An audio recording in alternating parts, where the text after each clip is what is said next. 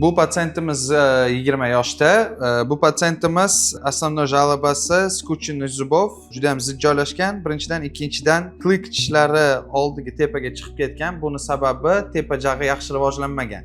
Yaxshi rivojlanmaganligi sababli joy yetishmovchiligi bo'lgan va kliklari oldiga chiqib ketgan. Bunga nima yechim berdik? To'rala aql tishini ham olganmizda hamda mikrovintlar bilan 7-6 qolgan tishlarini orqaga surganmiz. Orqaga surganimizdan keyin kliklarni keyin o'z qatoriga tushirib to'g'rilab berganmiz. Paka yechganimiz yo'q.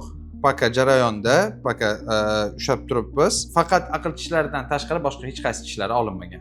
Hozirgi jarayondagi natijasi mana bunaqa. 4 ta aql tishlari 2.400.000 so'mga olingan. Braketlari $700 ga ustanovka qilingan va 2 ta mikroimplant qo'yilgan, mikrovintlar.